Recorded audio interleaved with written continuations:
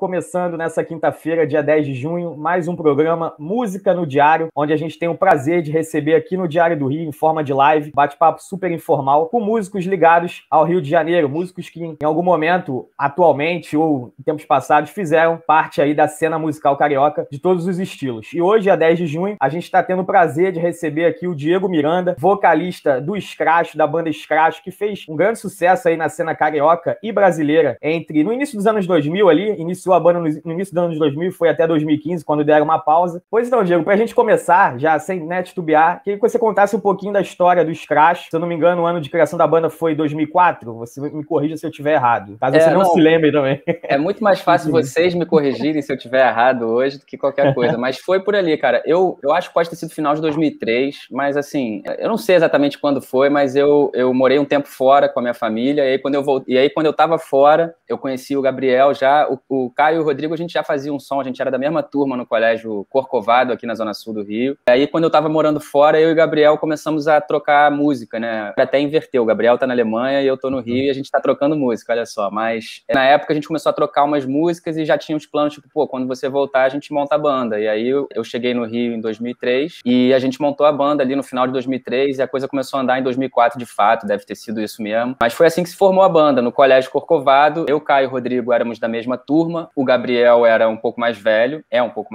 a gente formou a banda no colégio para tocar em sarau, essas coisas assim. A banda começou a fluir, a coisa começou a dar certo, a gente começou a tocar em casas de shows no Rio e tal, aí rolou o primeiro convite para tocar em São Paulo, planos para gravar um primeiro disco, foi aí até que o Rodrigo, o antigo baterista, viu que a coisa estava ficando mais séria do que ele gostaria e entrou a Débora, mas foi assim, cara, foram amigos no colégio e se juntaram para fazer um som e daí a coisa começou a ganhar contornos de trabalho em algum momento. Assim. Você contextualizar só um pouquinho para o pessoal entender como que foi esse processo de saída do Rodrigo e da entrada da Débora. Nós quatro, com o Rodrigo, estudávamos no Corcovado e a banda se formou ali. E aí a coisa começou a ganhar contornos de seriedade. O Rodrigo tinha outros planos para a vida dele e tal. Na época ele jogava tênis pra cacete, mas também não queria ser tenista. O negócio dele era realmente entrar no mercado de trabalho um pouco mais tradicional, assim, né? E aí a gente começou a fazer show em São Paulo, começaram a pintar uns shows em Curitiba e ele já tava um pouco assim, pô, não sei se é isso que eu quero fazer, perder finais de semana, né? Porque a gente começou a perder casamento de familiar, aniversário, essas coisas assim. Em determinado momento, quando a gente foi gravar o disco, ele falou, galera, meu sonho é gravar esse disco com vocês, o primeiro disco do Scratch, a Grande Bola Azul, mas eu pretendo deixar a banda depois disso. Então, a gente produziu o disco com o Rodrigo, a gente pré-produziu o disco com o Rodrigo, compôs as músicas com ele também, já sabendo que ele gravaria as baterias e sairia. Então, foi no processo de gravação do Grande Bola Azul que a gente começou a procurar outros bateristas. Na época, o Gabriel estava na PUC e a Dedé estava na PUC também. A gente já conhecia a Dedé, tínhamos amigos em comum. A Dedé já conhecia os caras de Forfã e conhecia o Gabriel também da faculdade. A Dedé tinha uma banda, era o Código de Barras, com o irmão dela. E então já tinha a gente já conhecia a Dedé de certos shows, essas coisas assim. A gente tocou com uns 4 bateristas, assim. A Dedé foi a que mais se destacou, independente de sexo ou qualquer coisa. A gente, na época, já estava começando a flertar um pouquinho com reggae, com essa coisa um pouco mais swing, assim.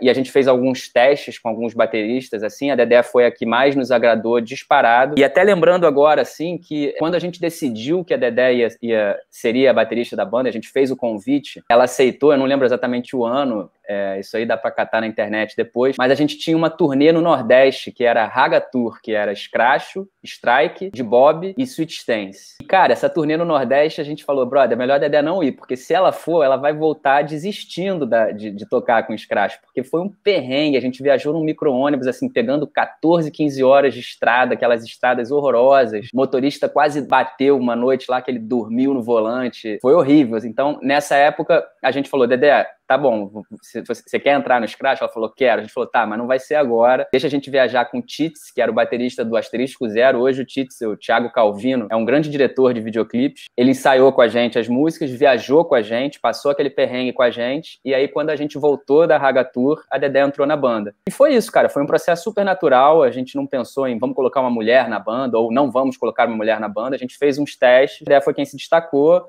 A gente fez o convite, ela aceitou e daí pra frente é a história, né? Encaixou perfeito, trouxe uma sonoridade, trouxe mais swing pra banda, trouxe outras referências, outras influências pra banda, além da voz dela, que a gente aos pouquinhos foi introduzindo. E uma curiosidade da Grande Bola Azul é que ela entrou no processo quando a gente estava gravando o disco, né? O Rodrigo gravou as bateras, mas ela já estava frequentando o estúdio e tal, enquanto a gente gravava guitarra, voz. Então a gente colocou a voz da Dedé na música Pelo Tempo Que For, que tá no Grande Bola Azul, e no meio do processo do disco, rolou Morena. O Gabriel chegou um dia e falou, cara, fiz essa música aqui, me mostrou, falou, não tem nada a ver com os Scratch essa música, eu acho que eu vou dar essa música pro Armandinho, sei lá o que ele falou. Eu falei, não, cara, essa música é nossa, vamos gravar. Aí eu terminei a letra, a gente começou a arranjar essa música com a Dedé, e no Grande Bola Azul, se você for ver no encarte lá, quem tiver o encarte, que é raridade hoje em dia, tem lá, todas as baterias foram gravadas pelo Rodrigo, exceto Morena. Morena foi a primeira música que a Dedé gravou, e mão de ouro, né? Porque foi um grande sucesso do Scratch, foi a música que a Dedé sentou para gravar pela primeira vez, assim.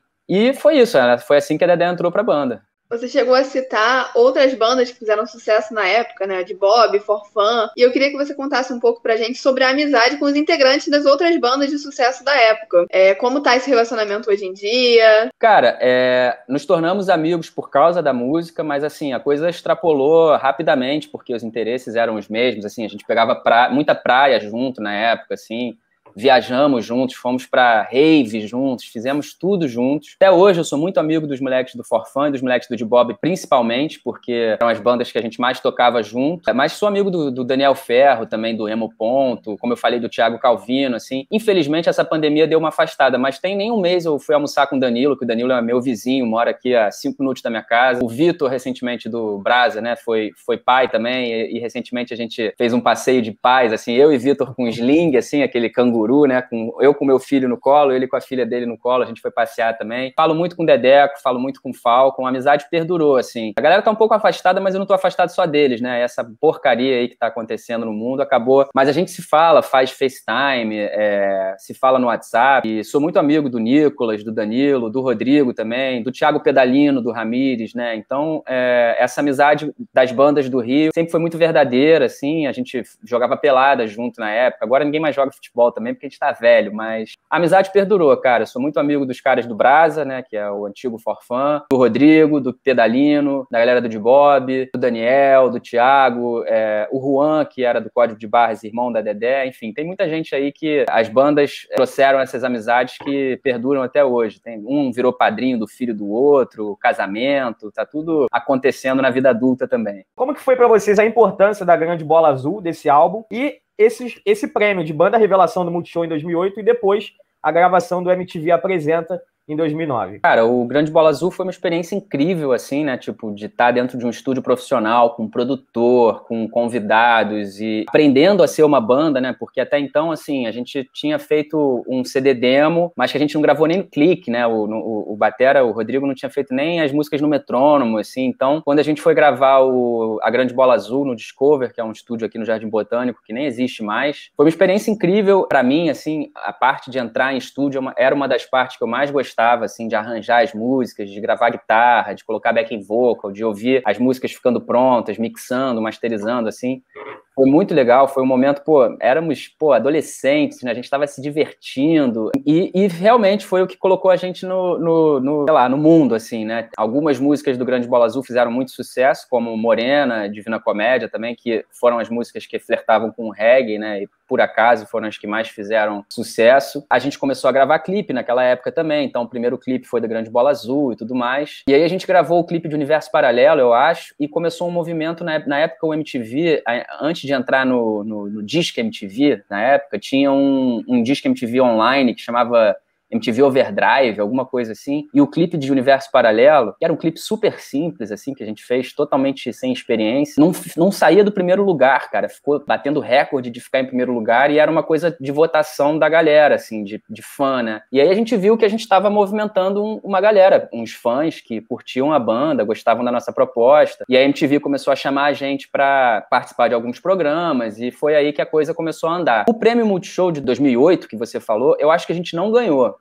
A gente concorreu, eu não me lembro se quem ganhou foi o Strike ou se quem ganhou foi o Diogo Nogueira, mas assim, eu lembro que na época o movimento do Prêmio Multishow da categoria Revelação foi tão grande que eles não estava nem programada aquela apresentação que a gente fez no Teatro Municipal, né, que a gente cantou uma música da Marina, eu acho, Full Gás, e eu lembro que aquilo aconteceu porque, assim, a categoria Revelação, eu acho que muito por causa do Scratch, por causa do Strike, tinha o Vanguard também, tinha a Ana Canhas, o Diogo Nogueira, posso estar esquecendo de mais alguém, mas como tinha o Scratch e o Strike, que faziam parte daquele movimento da galera na internet o tempo todo e tal, não sei o quê, eles resolveram fazer aquele número musical lá. O que aconteceu foi que no ano seguinte a Débora concorreu a melhor instrumentista no Prêmio Multishow e ganhou também por causa de um movimento dos nossos fãs, assim, coisa de louco, assim, a gente fez campanha e os fãs abraçaram, fizeram um flash mob, que na época estava na moda, assim, e a Dedé acho que foi o primeiro contato da Dedé com o Multishow, né, hoje ela é apresentadora do Multishow lá, por méritos próprios, mas, assim, eu lembro desse movimento na internet, assim, de que a gente chamava muito a atenção das pessoas, sabe, porque a gente chegava pros fãs e falava, cara, pede o Scratch na MTV, aí daqui a pouco, porra,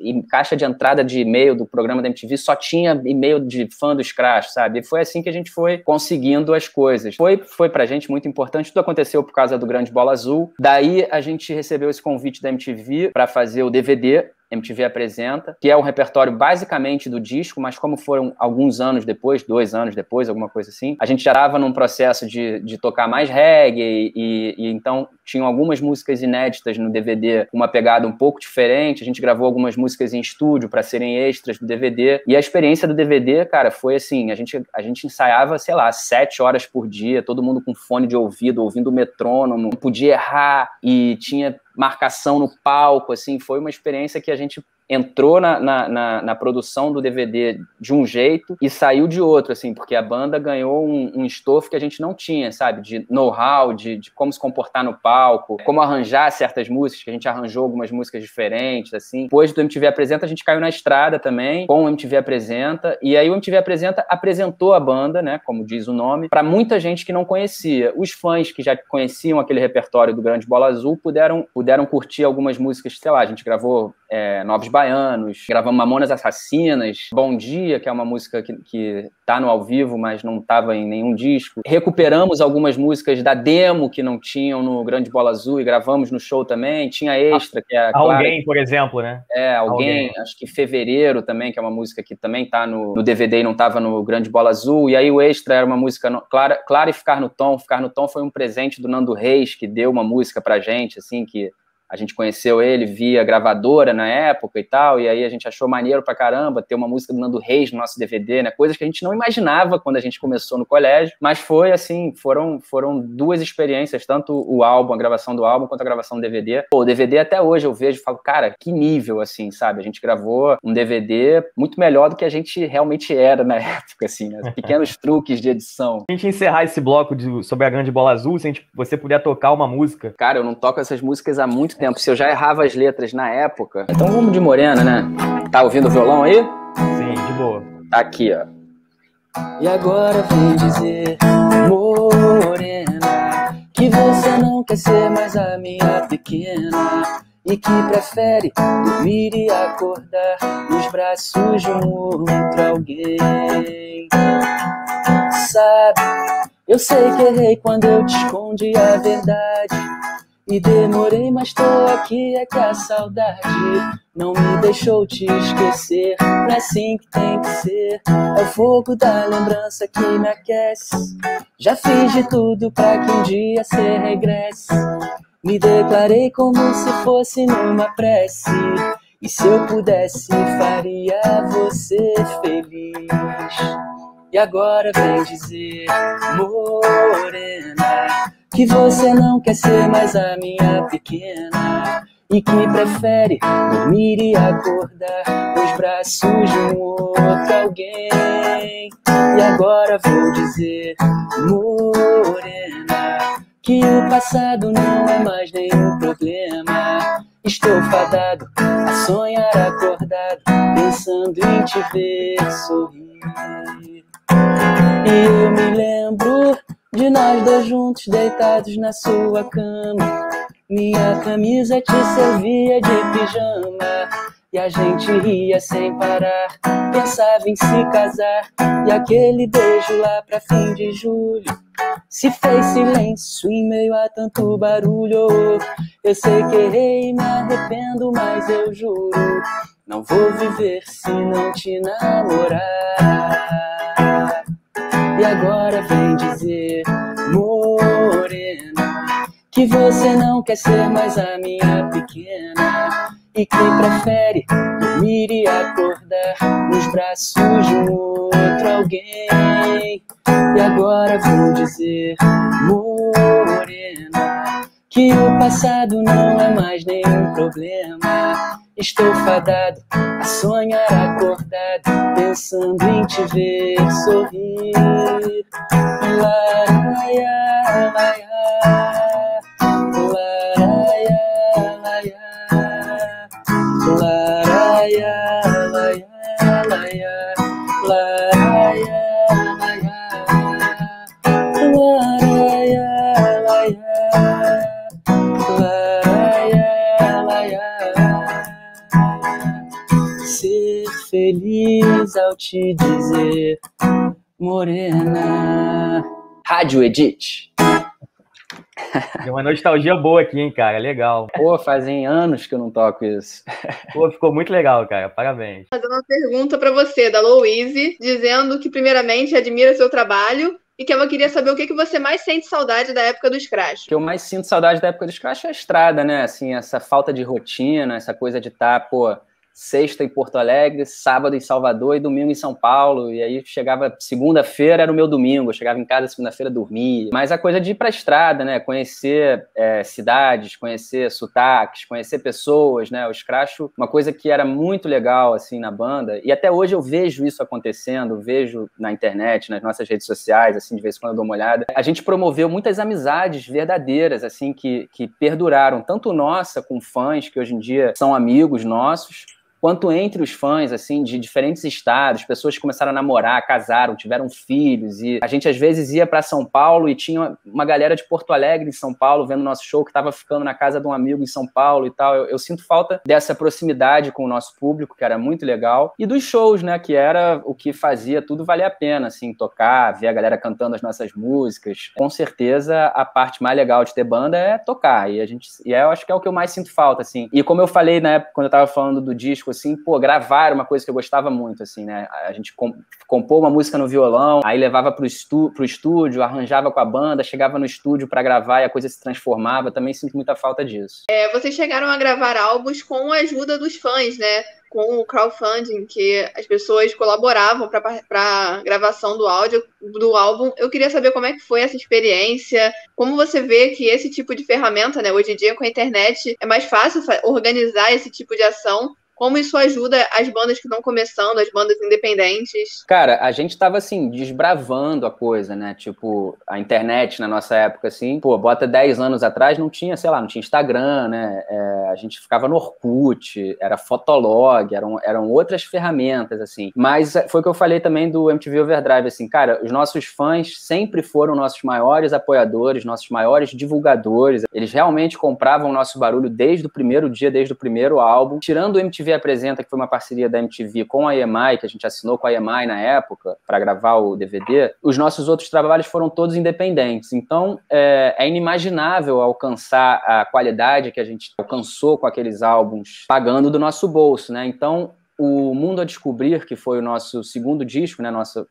A Grande Bola, se você não contar com o MTV Apresenta como disco, ele foi nosso segundo disco de inéditas, vamos dizer assim. A gente fez o crowdfunding, que na época chamava Clube Scratch, eu acho. Foi muito maneiro, assim, pra gente era uma experiência completamente nova. A gente estipulou lá uma meta, que eu não me lembro qual era, e a gente passou da meta. E a gente teve todo um cuidado, assim, de realmente oferecer algumas coisas diferentes, assim, pro público, sabe? Foi tudo feito por nós quatro, junto com a galera da Café das Quatro, que eram amigos nossos, uma agência de mídia digital aqui do Rio também. Mas a gente fez, pô, uns prêmios, assim, que eu penso hoje, cara, muito louco, assim, nome no encarte, que deu uma trabalheira, porque a gente só conseguiu fazer o encarte depois que o clube tava fechado. Eu sorteei minha primeira primeira guitarra no Clube Scratch, fez lives que na época, eu nem me lembro como é que chamava, TwitchCam, sei lá, mas foi muito legal o crowdfunding do Mundo a Descobrir. Depois a gente fez o crowdfunding pro Botafé também, e no Botafé a gente fez, cara, umas recompensas muito doidas, assim, cara. Teve uma que era a gente falar o nome da pessoa em uma música. A gente vendeu uma só, obviamente, e eu lembro até hoje que a gente estava no estúdio lá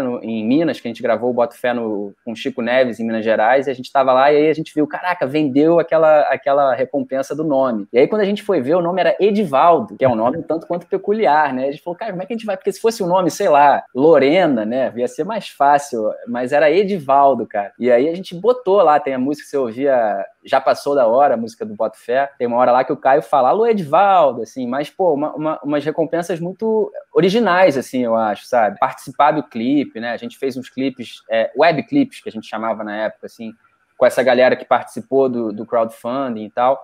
A gente estava, assim, desbravando essas ferramentas. Eu acho que hoje elas estão mais acessíveis, talvez mais manjadas também, né? Na época era mais inédito, assim. Mas, cara, foram experiências muito maneiras, assim. E nossos fãs que fizeram a banda rolar esse tempo todo, assim. Isso sem a menor sombra de dúvida. Agora, do Mundo a Descobrir, né? Dessa transição da Grande Bola Azul para o Mundo a Descobrir. O Mundo a Descobrir foi lançado, se não me engano, em 2011. E em 2012, a banda teve uma saída importante, foi a do Gabriel, né? Ele, guitarrista da banda, como você falou, foi morar no exterior. Então, como que foi para vocês essa gravação do Mundo a Descobrir, que foi um álbum que colocou vocês na televisão, digamos assim, na Malhação, né? Tem uma música que foi tocada na Malhação. Então, do Grande Bola Azul pro Mundo a Descobrir, passaram-se muitos anos, né? Porque teve o DVD no meio. Então, o Grande Bola Azul foi de 2007, se eu não me engano. Você está falando que o Mundo a Descobrir foi de 2011. Então, assim, as nossas influências já eram outras, né?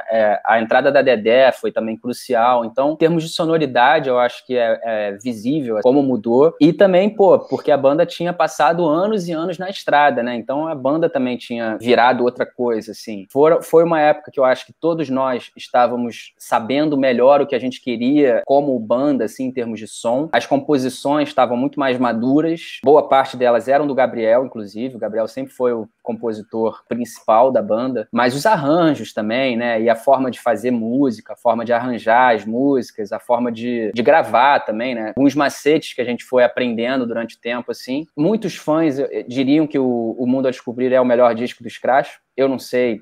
Prefiro, não, né, que nem escolher filho, né, não dá pra dizer qual é o preferido, mas eu acho que é o disco que a banda tava se entendendo melhor, assim, sabe, tipo, o que fazer, e as músicas são mais diferentes entre si, assim, né, o primeiro disco é punk rock californiano, exceto Morena e Divina Comédia, mas o Mundo a Descobrir já tinha muito mais influências e nuances, assim, sabe, e aí a gente gravou o Mundo a Descobrir aqui no Rio também, com o Kiko Pérez, que era guitarrista do Natiruts, eu acho que ele é guitarrista do Natiruts até hoje, grande Kiko, um excelente guitarrista também, trouxe essa expertise de guitarra pro disco, assim, pôde ficar, na época, horas e horas no estúdio, a gente não tinha um limite, porque o Discover, no primeiro disco, a gente estava pagando para gravar, e o Mundo a Descobrir, a gente estava no escritório que era dono do estúdio, então a gente ficou, pô, pernoitando no estúdio, experimentando um monte de coisa, gravando colher, isqueiro, gravando um monte de barulho, deu para pirar um pouco mais, assim, no Mundo a Descobrir, sabe? E aí a gente lançou o Mundo a Descobrir, e apesar desse relativo sucesso aí que vocês falaram, que o Scratch fez na época, assim, nunca foi fácil, né, assim, financeiramente falando, a banda nunca foi uma coisa assim, cara, ninguém ficou rico por causa do Scratch. A banda gerava algum dinheiro, mas esse dinheiro também fazia com que a gente retornava esse dinheiro para a banda, para fazer a banda continuar rolando, sabe? E conforme a idade vai chegando, né, você vai tendo prioridades, novos planos, assim. E acho que talvez o Gabriel, como a pessoa mais velha da banda, foi sentindo um pouco essa necessidade de explorar novos caminhos antes da gente. Então, assim, foi super amigável na época, assim, ele falou, galera, tô a fim de fazer outras coisas, tô a fim de morar fora, sacou? Então, a gente lançou o Mundo a Descobrir, a banda tava indo super bem, mas ele precisava dar um passo diferente, falou com a gente na época, a gente ficou super sentido, né, e tal, mas foi amigável, a gente fez um ou dois shows de despedida, até hoje a gente se fala bastante, e aí na época a gente falou, cara, ninguém que a gente coloque agora vai entender o que o Scratcho é, o que o Scratch representa. Então, a gente achou melhor seguir como um trio, sabe? A gente já usava algumas programações no clique, assim, né? A Dedé tocava no clique, então tinham alguns teclados, alguns efeitos que já saíam no playback, digamos assim. Então, dava para manter a banda como um trio. A gente falou, vamos manter como um trio num primeiro momento, se lá para frente a gente sentir necessidade de chamar outro guitarrista ou um outro instrumentista que seja. Mas deu certo o trio, assim, o trio funcionou. Acho que a banda ganhou também uma sonoridade própria como trio, assim, acho que o Boto Fé dá pra ver que tem um som um pouco mais cru, porque na época que a gente estava arranjando, éramos só nós três, assim.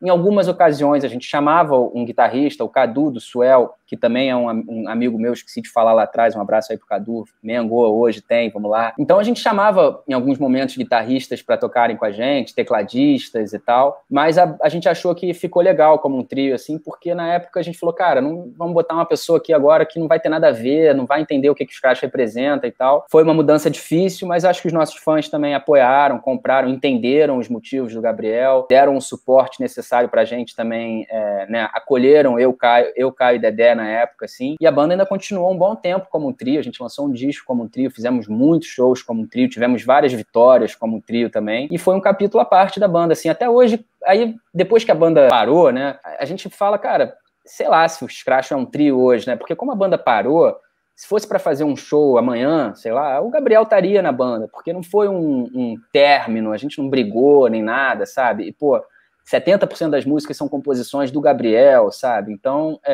foi um movimento natural dele, foi morar fora, quis sair, a gente entendeu e seguimos fazendo nosso som sincero. É isso, cara, foi um capítulo da banda. Você chegou a citar aí agora Som Sincero, que era exatamente o próximo assunto que eu ia entrar. O clipe de Som Sincero foi um projeto um pouco diferente, né? Foi um clipe mais sustentável, teve os mutirões de limpeza. Você citou sobre as recompensas que tiveram na época do Clube Scratch, então foi um clipe que teve a ajuda dos fãs, teve um luau que vocês fizeram. Eu queria que você contasse um pouco como foi esse momento do clipe de Som Sincero. Cara, então, todos os nossos clipes foram feitos assim, tipo, do it yourself, sabe? Faça você mesmo. Então, no Som Sincero não foi diferente. A minha tia, que é uma grande vitrinista, não sei nem se isso é uma profissão, se a palavra é essa, mas a minha tia, pô, é super criativa, assim, mete a mão na massa e tal. A gente chamou minha tia pra ter umas ideias, ela falou, cara, começa a catar lixo, que a gente vai fazer um clipe com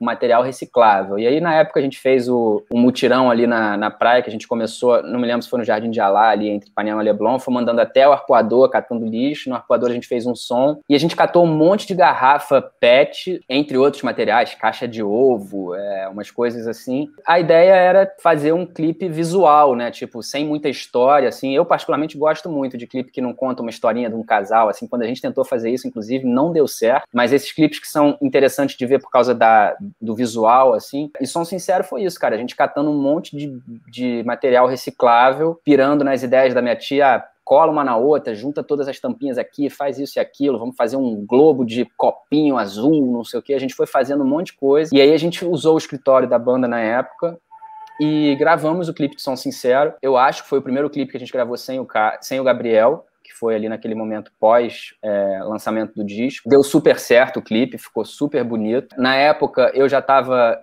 me aventurando como roteirista. O Scratch já tinha participado da trilha sonora de Malhação em 2009, se eu não me engano, com Divina Comédia. Então a gente já tinha alguma história com a Malhação na época, assim, alguma conexão, mas eu estava escrevendo a Malhação de 2012 com a Rosane Schwartzman, que era a autora da novela. Eu era o cara da equipe que entendia de música, eu era o músico da equipe, né, e tal, então eu ajudei ela a escolher as músicas da trilha sonora e consegui colocar ali pelo cantinho uma música do Scratch, assim, tinham várias músicas, né, na lista lá, eu só sugeri a do Scratch, eu sugeri na época do Rancore, uma música do Rancore que entrou também, aquela Mãe, que é uma musicão do Rancore, irada, assim. Fiz uma lista pra Rosane, ela seguiu com a lista lá pra Globo, e a música do Scratch foi aprovada. Ela deu uma bombada, assim, eu não sei se ela era música... Ela não chegou a ser uma música de nenhum personagem, até porque não é uma música romântica nem nada, assim, mas ela deu uma bombada, assim, a ponto do pessoal lá ter achado que tinha a ver o Scratch participar da novela, né? E aí teve um capítulo lá no Parque de Madureira, que ia ter uma apresentação de uma banda, e foi o Scratch, assim. Então, eu dei uma forcinha, mas, assim, tem méritos também da música, porque eu só sugeri pra Rosane, Rosane, ela levou adiante, a música foi aprovada, sabe? Então, muito maneiro, assim, porque, pô, tocar na Globo, né, cara, você leva a sua música para uma galera que não ouviria de outra forma. Então, muita gente conheceu a banda por causa da trilha sonora de Malhação. E, Som Sincero é um dos grandes sucessos do Scratch, uma música que o Caio cantou, né, então talvez tenha sido a primeira música que o Caio canta, assim, né, do Scratch, e, pô, o Caio canta pra cacete. Bombou a música, é um musicão também, mais uma composição do Gabriel, assim, tem uma parte C super bonita, diferente, com uma quebra de tom, assim, das grandes músicas do Scratch, com certeza. Queria que você falasse um pouquinho mais do seu trabalho como roteirista da Malhação. Cara, foi meio por acaso, assim, eu me formei em publicidade, né, mas, assim, texto, né, palavra sempre foi a minha, então, eu componho também, né, tem músicas do Scratch que são minhas, eu ajudava o Gabriel a compor também, eu tirava 10 em redação no colégio, assim, então eu levava jeito para escrever, assim, né, sempre gostei de escrever. E eu virei roteirista meio por acaso, assim, foi um projeto da Rosane, pô, a Rosane Schwartmann é a minha grande mentora nesse caminho, assim. Ela tinha um projeto na internet que chamava Desenrola, que não é o filme, era um projeto de uma websérie, de outra história, e tinha um personagem nessa websérie que tinha uma banda, estava na faculdade, e os pais não queriam que ele levasse a carreira da banda adiante, mais ou menos o que eu estava vivendo na época também, que eu estava na faculdade, tinha uma banda, só que meus pais sempre me apoiaram, graças a Deus, assim. E aí, através de um amigo em comum, a Rosane queria alguém que pudesse dar umas ideias e tivesse a experiência daquele personagem para ajudar ela a criar algumas histórias para aquele personagem, e esse amigo em comum me apresentou para a Rosane e eu fui ajudar ela a desenvolver esse personagem dessa websérie. E aí, nesse processo, ela começou a me colocar para escrever algumas cenas, eu comecei a aprender o ofício de roteirista nesse processo. Acho que eu levei jeito, né? Acho que ela gostou, e aí depois ela escreveu o filme Desenrola. E aí ela me chamou para escrever o filme Desenrola com ela também, como roteirista. Aí, nesse caminho, eu fui fazendo alguns cursos, né, para aprender, lendo alguns livros também. Depois disso, ela foi chamada para escrever Malhação e me chamou para Malhação também, 2 vezes. Então, como eu falei, a Rosane foi a minha grande mentora nesse processo todo. E foi assim que eu virei roteirista, cara. Fiz alguns cursos, li alguns livros, tive essas experiências na Rede Globo, fiz alguns projetos fora também, assim, que o pessoal não sabe, mas algumas premiações, alguns vídeos, alguns freelas, né, assim, mas eu acho que as coisas que as pessoas mais sabem, assim, foram essas 2 Malhações e o filme Desenrola. E hoje em dia eu sou roteirista, cara. Trabalho como freela, faço alguns jobs, assim, de premiação, de evento corporativo, vídeos de essa galera que tá no YouTube, às vezes precisa de um roteirista para fazer alguns vídeos, assim. Eu sou freela, mandem jobs aí, ó, me procurem, tá? E é isso aí, foi assim que eu comecei, meio por acaso, mas uma coisa que tem a ver comigo, assim, porque eu sempre fui da área, né, de humanas, sempre fui esse cara criativo, sempre gostei de escrever, e aí eu comecei a atuar como roteirista em paralelo à banda na época, assim, né? Como a banda não dava esse retorno financeiro que a gente gostaria, mais pro final do Scratch, cada um tava já fazendo algumas coisas também para conseguir pagar as contas, né? Então a Dedé já era apresentadora, o Caio já era editor de vídeo, eu já tava virando roteirista, e aí quando a banda parou, eu continuei sendo roteirista, até hoje sou roteirista. Dá pra você tocar mais uma música? Putz, vamos lá, cara, acho que eu vou botar uma letra aqui na minha frente pra eu não esquecer. Vamos lá. Ele é assim, é o que me diz. Se tranca no seu quarto onde é mais feliz, distante de um mundo que só quer cobrar. É vida no ar, onde seus amigos podem opinar, longe dos seus pais que evitam conversar. São crias de um mundo da informação, a solidão globalizando. Calma, mantenha calma, que sempre vai haver alguém, vai poder te completar a alma. Mantenha calma, que sempre vai haver alguém, não se esqueça.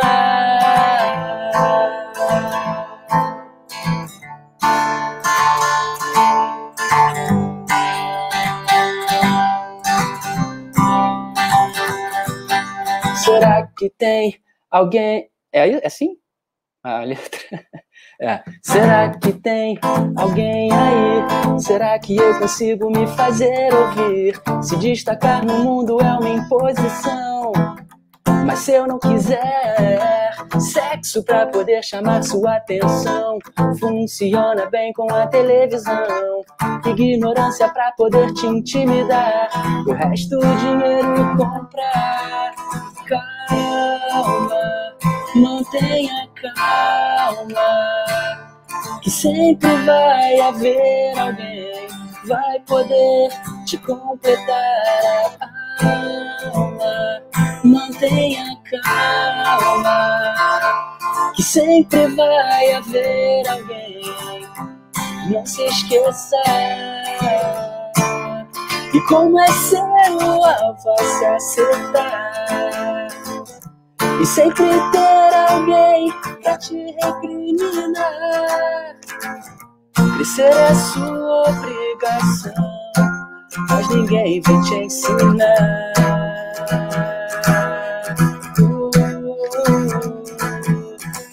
Calma, mantenha calma, que sempre vai haver alguém que vai poder te completar.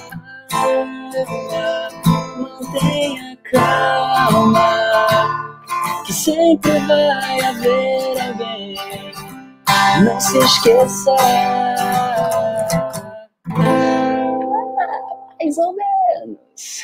Show, cara, muito legal. Essa música é muito legal. Tem a participação do Forfã e do de Bob, né? Do Dedeco e do Rodrigo. E do Vitor, né? Do Vitor. A Bárbara tá falando aqui, ó, 10 anos do álbum Mundo a Descobrir esse ano. Podia rolar uma comemoração, um documentário, sei lá.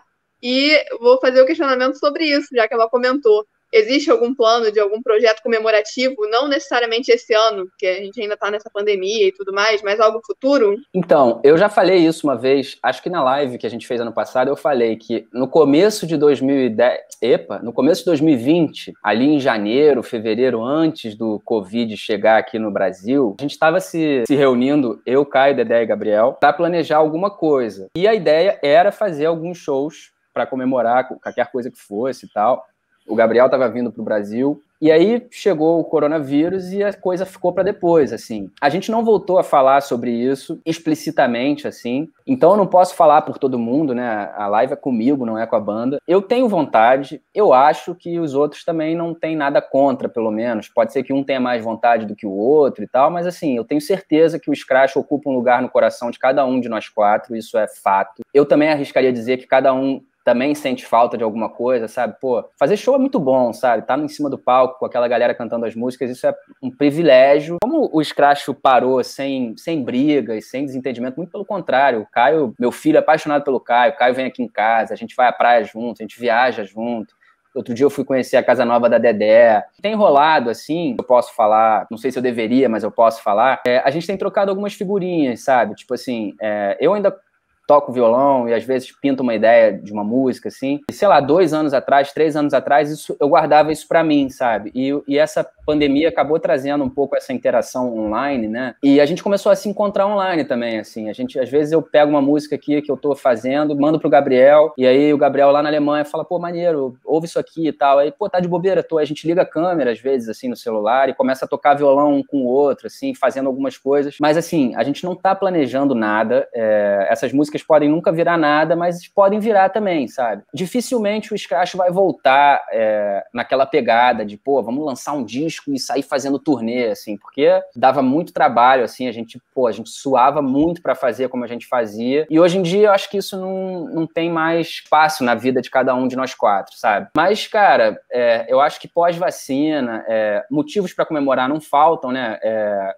Os discos vão estar fazendo aniversários, e não precisa de disco pra fazer aniversário, se a gente quiser fazer show, a gente faz, sabe? Então, assim, existia essa vontade, como eu falei, ali em janeiro, fevereiro de 2020. Eu acho que o mundo inteiro quer voltar a ir para shows, né? E não é diferente também voltar a fazer shows, sabe? Então, cara, não dá para prometer nada, porque eu não posso falar pela banda. Cara, eu acho que dá para pensar em alguma coisa lá para frente, sabe? Eu não diria que, pô, até porque a gente já fez isso uma vez, né? O Scratch parou em 2015 e em 2017 a gente fez 2 shows para comemorar o Grande Bola Azul. E foi muito legal, assim. A gente fez 2 shows um no Rio e um em São Paulo, e os shows esgotaram, assim, 3, 4 horas, sabe? Coisa que nunca tinha acontecido com a banda quando a banda estava nativa. E foi muito gostoso tocar 2 anos depois, ensaiar e rever a galera, sabe?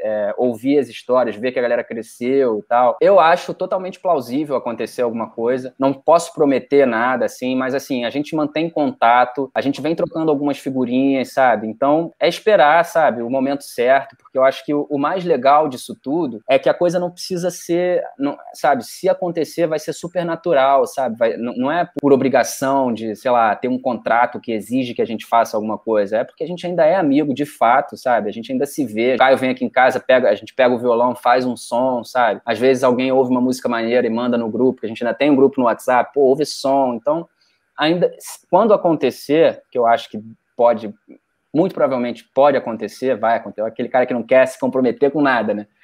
Eu acho que vai ser super natural, sabe? E é isso que é o mais legal disso tudo, que agora o Scratch é uma coisa que ocupa esse lugar no nosso coração, e quando a gente tiver a fim de reviver isso com os nossos fãs, a gente vai fazer isso, e tenho certeza que vai ser muito legal. Diego, só para complementar um detalhe, se acontecer essa turnê, essa possível turnê, seria com a presença do Gabriel. O Gabriel mora na Alemanha, sacou? Isso torna a coisa toda um pouco mais difícil, mas eu acharia mais legal, se fosse para fazer um show do Scratch hoje, fazer com o Gabriel, sacou? Porque, sei lá, o Scratch tem 15 anos na ativa, foram, não sei quantos anos foram de atividade, alguns dizem 13, alguns dizem 15, mas independente disso, 70% do Scratch na atividade foi com o Gabriel, sacou? Então, a gente lançou 4 produtos. Desses 4 produtos, o Gabriel participou de 3, sendo que o Boto Fé que ele não gravou, ele compôs pra gente também, sabe? Então eu não vejo por que não, sabe? Se a gente conseguir, quando isso acontecer, se o Gabriel tiver disposto a vir para o Rio, vir para o Brasil, ou tiver aqui, né, vai saber quando que isso vai acontecer e tal, eu acharia mais gostoso, sabe? Porque eu acho que muita gente, quando pensa no Scratch como nós 4, sabe? Porque o último capítulo da banda como trio foram, sei lá, 3 anos, 4 anos, e com o Gabriel foram 10 anos, sabe? Então, eu não vejo por que não ser com ele. Não dá para prometer, porque, sei lá, se a gente um dia falar, cara, vai ter um show que a gente quer muito fazer daqui a um mês, e o Gabriel não conseguir vir, a gente provavelmente faz sem ele também, ele vai entender, sabe? Mas eu acho que seria mais legal, assim, teria tudo a ver, sabe? Reviver a banda como a banda era, e a banda foi, na sua grande parte do tempo, um quarteto, né? Até mesmo se a gente fosse fazer um dia, sei lá, comemorar 10 anos do Boto Fé, eu acho que seria mais maneiro, até porque quando eu gravei o disco, eu gravei um monte de guitarra, né? Tem guitarra para tocar.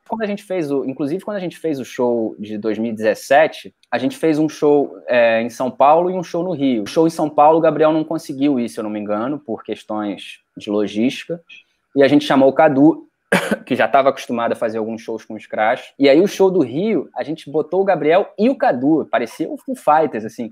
Motivo não tinha, né? Porque para ser o Foo Fighters a gente tem que comer muito arroz com feijão, mas tinha guitarra pra cacete, sabe? Então, assim, o negócio... Porque um show do Scratch hoje seria pra estar com os amigos de novo, sabe? O Gabriel ainda é muito nosso amigo e é dono de parte dessas músicas e dessa história também. Então, eu acho que seria assim. Se tudo der certo, quando acontecer, se os astros se alinharem, eu acho que é com ele, sim. E rapidinho, cara, essa pergunta nem tá na pauta, mas pegando o gancho. Esse show de 2017 no Rio de Janeiro foi no Circo Voador. Mas tem algum palco específico que vocês não tocaram e gostariam de tocar? Você, né, falando de você, ou que tenha tocado e queira tocar de novo, tenha muita vontade? Ah, cara, acho que o Madison Square Garden... Cara, a gente deu sorte de ter tocado em grandes palcos, o Circo Voador é um deles, né, pô, a vibe do circo é realmente indescritível, assim, o palco da Fundição é muito irado também aqui no Rio, eu não sei, eu não conheço tantas casas, assim, fora do Rio que a gente não tocou, as que a gente tocou, o próprio Carioca Clube que a gente tocou em São Paulo foi muito maneiro, pô, lá em Porto Alegre a gente tocava no Pepsi On Stage, que era enorme também, assim, a gente fez show com o Charlie Brown, show com o Marcelo D2, então... Não sei, cara, assim, até no Rock in Rio, assim, pô, vou falar pra você, sei lá, palco principal do Rock in Rio, né, vai saber se um dia aí o Medina resolver fazer um dia de revival do Rio Core, assim, mas até lá na Cidade do Rock a gente tocou, cara, mas a gente não tocou no principal, a gente tocou num show do Red Hot Chili Peppers, que eram 2 palcos, teve Raimundos também, não me lembro o que mais que teve, Detonautas e tal. Mas óbvio, pô, tocar no Rock in Rio ia ser sinistro, no Sunset, sei lá, ou no palco principal mesmo. Lollapalooza a gente não tocou também, seria maneiro. Esses festivais são muito legais. A gente participou muito dos festivais no Sul, né? Do Atlântida, Paluna a gente tocou também. Ah, aqueles do... A Dedé, pô, a Dedé ia ser ótima pra responder isso, porque a Dedé conhece palco pra cacete, por causa da profissão dela hoje em dia. Mas Ceará Music, essas coisas assim, a gente não tocou também, seria maneiro tocar. Mas o Planeta Atlântida foi muito maneiro, cara. As vezes que a gente tocou foram muito legais. A gente nunca tocou no palco principal, mas eu gostaria, se um dia for pra acontecer, sei lá, palco principal do Rock in Rio, bota aí. E, pô, fora do Brasil também é uma coisa que ia ser maneiro, né? Hoje em dia já é um pouco mais comum, né? Você vê umas bandas indo tocar em Portugal, você vê umas bandas indo tocar nos Estados Unidos, até no Japão os caras do 1120 foram tocar. E o Scratch nunca tocou oficialmente fora do Brasil. Isso ia ser maneiro também, tocar, pô, sei lá, na América do Sul, Argentina, alguma coisa assim, ia ser maneiraço tocar. Até tem alguns fãs, assim, de vez em quando a gente recebe umas mensagens em espanhol nas redes, assim, mas seria legal pra caramba tocar em Portugal, sei lá, na Alemanha, que tem um pouco de sintonia com a história da banda, assim. Estados Unidos, Austrália, tocar com os caras do Cat Empire lá, vai saber. No ano passado a gente viu aquela tendência das lives surgindo e o Scratch também fez uma live, né? Como foi essa experiência de fazer uma live no meio de uma pandemia? A live do ano passado, não me lembro qual foi o mês, mas foi assim, no momento que a pandemia estava pegando fogo, não que não esteja, né? Ainda está, infelizmente. Mas foi um momento, assim, que a gente sentiu que faria bem para, sei lá, que a gente poderia fazer um bem, assim, né? A gente poderia distrair a galera por um tempo, trazendo umas músicas, né, que a galera curte, que remetem, que trazem boas lembranças, assim. A gente achou oportuno, a gente se falava normalmente, e a gente resolveu fazer aquela live. Depois daquela nossa live, muitas pessoas estavam fazendo lives, tipo, juntando as bandas, juntando os integrantes, sabe? Mas a gente fez uma live assim, como a gente tá aqui agora, cada um no seu canto, e foi, pô, totalmente sem preparo, assim, não tinha... Depois tiveram várias marcas patrocinando lives, né, que significava também que elas estavam trazendo estrutura para algumas lives, e a nossa live foi assim, cara, que nem eu tô aqui agora, liguei meu computador, botei o fone de ouvido, Caio dele, o Dedé dela, muita gente reclamou na época, assim, da qualidade do som e do fato da gente estar separado, mas a gente queria respeitar o isolamento social e mostrar que a gente estava levando a sério, e até hoje, assim, cara, eu falei, o Caio vem aqui em casa de vez em quando, mas é assim, pô, cara, como é que tá aí? Tá com algum sintoma, tá? Você quer aí, porra, chega aí, fica com a janela aberta e tal, e aí fica meio escaldado, assim. Então, ano passado, quando a gente resolveu fazer, não passou pela nossa cabeça nos juntarmos para fazer. Então, a gente fez como um agrado para as pessoas, porque, pô, tava todo mundo pirando na batatinha, ainda tem muita gente pirando na batatinha, assim, o psicológico, todo mundo tá muito ferrado, né, eu acho. Foi uma maneira que a gente encontrou de fazer um agrado, né, de trazer uma distração. Eu lembro que muita gente não curtiu o fato da gente estar separado, muita gente reclamou do som e tal. Mas, pô, não era uma live patrocinada pela cervejaria e com aparelhagem e tal, assim. E depois pipocaram muitas lives, assim. Eu acho que hoje em dia fazer mais uma, assim, pô, se o Scratch estivesse na ativa, talvez até seria uma forma de dar uma continuidade a algum trabalho, divulgar alguma coisa, sabe? Mas a gente não tá na ativa, sabe? Então eu acho que fazer uma live agora não faz muito sentido, não. Eu acho mais legal esperar tudo isso passar e aí, quando for para fazer alguma coisa vera mesmo, sabe? A nossa live a gente já fez e é isso. Está chegando na reta final da entrevista e a gente queria saber de você quais são os seus projetos futuros, né? E a gente sabe que você tem um projeto paralelo musical que acho que dá para dizer que ele é sazonal, né? Que é o Hillcore All Stars. Vocês se apresentam desde 2015, uma vez por ano, mais ou menos no meio do ano, né? Só que ano passado não teve por conta da pandemia. Acho que esse ano, não sei se ficaria difícil também, né? Por conta da pandemia. Mas queria que você resumisse seus projetos daqui para frente e falasse um pouquinho do Hillcore All Stars também. Cara, o Hillcore, ele não tem essa obrigação, nunca teve essa obrigação de acontecer uma vez por ano, até porque o Hillcore também tem um integrante que não mora no Brasil, o Thiago mora na França. O Rodrigo e o Falcon, né, têm os seus projetos musicais que são realmente ali a linha de frente de cada um deles. O Rodrigo até lançou uma música esses dias, o Falcon toca naquela banda do Jimmy Rats, e o de Bob tá pra lançar uma música nova aí, inclusive, sabe? O Hillcore é uma coisa assim, pô, totalmente despretensiosa, a gente fez quando a gente tava afim, a gente também não fez quando a gente não estava afim. E eu acho que verdade seja dita no momento, claro, né, por causa da pandemia é um pouco impensável, sabe? Mas o Hillcore era uma coisa assim, cara, o Thiago tá vindo aí, pô, vamos fazer, e aí a gente montava alguns shows e fazia. Eu não sei se o Hillcore vai voltar a acontecer, ele não é um projeto com essa obrigação de acontecer uma vez por ano. Não acho que assim, pô, acabou a pandemia, a galera do Rio Core vai se reunir e falar, e aí, vamos fazer nosso show, sabe? Eu acho que o Rio Core vai acontecer se um dia a gente tiver com saudade daquilo, sabe? De subir no palco e tocar punk rock e tal, a gente vai falar, pô, aí, vamos fazer o Rio Core? Ele foi um projeto totalmente despretensioso, que o Falcon e o Rodrigo têm as carreiras musicais deles, que aí sim eles têm lá a pretensão de lançar música e divulgar trabalho e tal. Se acontecer de novo, vai ser porque os quatro estão afim, sabe? Mas ele é um projeto totalmente sem pretensão, sem obrigação de acontecer. Acho que foi legal, assim, porque o Rio Core aconteceu no momento que as bandas não estavam fazendo nada, né? Hoje, se você for ver, o Darwin tá lançando umas coisas, o de Bob tá prestes a lançar. Existe até um movimento, aí você vê várias reportagens agora falando da volta do pop punk, a volta do emocore, assim. E eu acho que o Rio Core segurou um pouco a peteca no momento em que a coisa não tava voltando, sabe? Mas agora que esse movimento tá acontecendo, parece que, assim, não precisam do Rio Core pra isso, sabe? O Rio Core segurou a peteca e agora vai ter música nova do de Bob. Pô, tem bandas que nunca saíram da ativa, né? O Fresno estão aí, pô, com vários trabalhos, qualidade e tal. Pode ser que aconteça de novo, sabe? O dia que o Thiago estiver aqui, a gente estiver com saudade de fazer um som, quiser marcar um ou outro show, mas não é um projeto com obrigação de nada, sabe? Em termos musicais, assim, cara, eu sempre falei assim, eu não me vejo lançando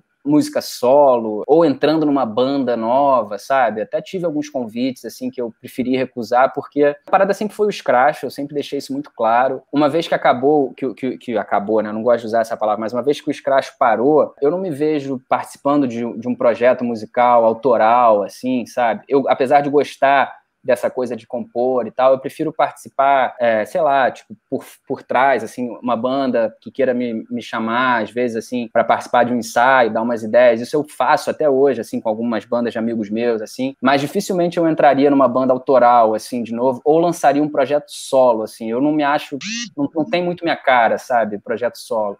Como eu falei, assim, pô, sou pai de 2 filhos agora, sou pai de 2 moleques, Martim e Bento. Esses são meus projetos, sacou? Meus projetos é educar esses moleques aí. Trabalho com roteiro, toco meu violão de vez em quando, assim e tal, mas o meu, assim, musicalmente falando, cara, o dia que eu for fazer alguma coisa, provavelmente, eu sei que não depende só de mim, mas a minha vontade é de fazer com o scratch, sacou? Porque a minha banda é o scratch, sacou? Daqui a 10 anos a minha banda vai continuar sendo o scratch. Eu não me vejo lançando nada solo, assim, pô, sei lá, tenho vergonha, sacou? O scratch dá uma, né, aquela coisa assim, pô, tipo, eu sempre dou alguns exemplos assim, pô, Paralamas de Sucesso. Pô, o Herbert Viana é genial, sacou? Mas será que a gente ouviria o Herbert Viana solo? Porque ele não é um exímio cantor, sacou? Mas a banda dá uma licença poética, assim, pra gente achar o cara genial, porque, pô, tem o Barone ali, tem o Bi ali, então eu me sinto assim também, sabe? O scratch é um pouco meu escudo, assim, se eu quisesse lançar uma música hoje, eu ia falar, galera do scratch, aí, vamos lançar uma música, eu quero lançar uma música, lança comigo aí, porque eu não quero lançar sozinho. Então, musicalmente falando, eu não tenho projetos nenhum, meu projeto aqui é cuidar dos meus filhos, escrever os meus roteiros, e vamos ver, cara, assim, foi o que eu falei, minha banda é o scratch, independente da gente estar nativo ou não, é assim que eu sinto, é isso que eu sinto, sacou? A gente faz com os entrevistados um ping-pong, respostas rápidas sobre perguntas básicas, né? Mas só queria começar, Larissa, porque eu queria até inverter a ordem da pergunta, o seu time de futebol, Diego, porque a gente sabe que você gosta muito de futebol, queria que você falasse o seu time e falasse um pouquinho dele, do que você está achando do trabalho do treinador atual, do trabalho do treinador passado, que deixou muita saudade. Pode falar um pouquinho aí. O Flamengo é o melhor. Eu sou flamenguista por causa do meu pai, meus filhos são flamenguistas por causa de mim. O que a gente viveu em 2019 foi incrível e eu falava, assim, em 2019 eu fui muito ao Maracanã, porque eu falava, mano, vamos aproveitar essa porra porque vai acabar, sacou? E eu não sabia que ia acabar por causa de uma pandemia, mas, pô, aquele time de 2019 é histórico, né, cara? Pô, o Jorge Jesus, pra mim, foi o melhor técnico que eu vi no meu time até hoje. O Ceni, infelizmente, não engraxa nem a chuteira do Jorge Jesus, tem um timão na mão. É difícil, né, cara, você fazer, assim, o mérito do Jorge Jesus era, cara, ele fez o Gerson correr sem a bola como nunca, né? Se você for ver, assim, é muito difícil para acho que em qualquer profissão você manter aquele nível de concentração, de esforço, de empenho por muito tempo, sabe? Eu achava que mesmo com o Jorge Jesus, se ele tivesse ficado, eu achava que a gente não conseguiria manter esses jogadores aí correndo pra cacete, treinando pra cacete. Eu acho que o time do Flamengo, hoje em dia, apesar de da maioria dos jogadores ainda estarem aí, eu acho que eles não têm mais aquela gana que eles tiveram em 2019. Ainda é um time que, pô, a gente foi campeão em 2020 e tal, porque é um time de muita qualidade, mas para fazer aquilo de novo vai ser difícil, cara, porque é um comprometimento que é difícil manter por muito tempo, sacou? Vou pro ping-pong aqui. Um lugar no Rio? Um lugar no Rio, Ipanema. Praia de Ipanema. E uma escola de samba? Salgueiro. Fazendo um trocadilho com uma das músicas do Scratch, Diego, só pra encerrar esse ping-pong, a vida é a eterna busca do algo mais? Vida é a eterna busca do algo mais? Sei lá, mano. Acho essa frase muito foda, cara. A vida não é pra ser levada tão a sério, sacou? Isso é o que eu acho. Não podemos nos levar tão a sério. Tá certo. E para encerrar, definitivamente, a gente queria que você tocasse mais uma música. Pode ser a música que você quiser, de qual álbum você quiser. E é isso, fica à vontade aí. Uma vez.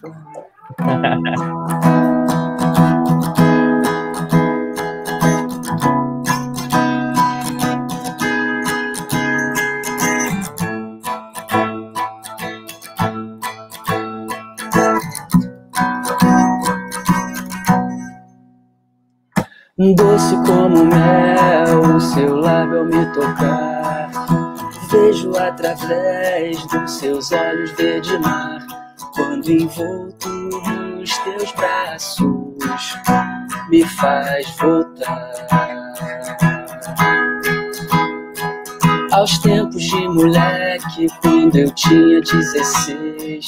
E sem obrigações eu espantava a lucidez.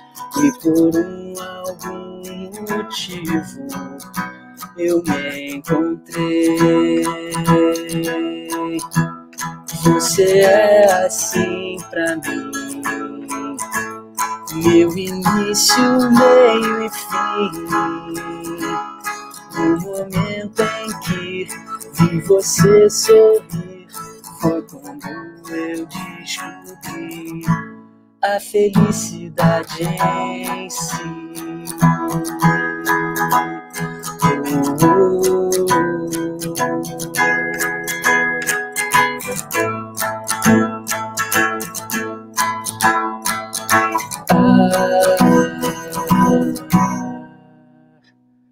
Lágrimas do céu fazem teu corpo molhar, nossas mãos pro alto como se fossem voar. A felicidade incide sobre o nosso olhar. Nem solos de guitarra ou namorado popstar, só um violão e uma canção pra te mostrar. Não importa o que aconteça, você vai ser meu par. Você é assim pra mim, meu início, meio e fim. No momento em que vi você sorrir, foi quando eu descobri a felicidade em si, em si, a felicidade em si.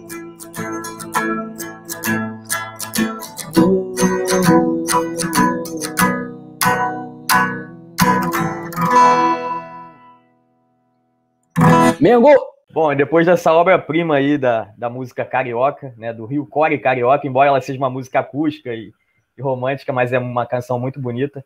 Obrigado, Diego, por essa participação aqui. Obrigado mesmo. Valeu, Rafa. Valeu, Larissa. Obrigado vocês. Até a próxima. E só para adiantar, semana que vem, não está 100% confirmado ainda, mas digamos que 80%. Tem mais um personagem importante da cena Rio Core aqui no Música do Diário. Só para dar um spoiler, ele é conhecido como o melhor amigo do Brasil. Ídolo, ícone. Diego com certeza sabe quem é. Mas obrigado, esse foi o Música do Diário dessa quinta-feira, dia 10 de junho. Valeu, Diego, valeu, Larissa. Obrigado. Valeu, Rafa, valeu, Larissa, prazer. Valeu, galera, obrigadão, um beijo para vocês aí.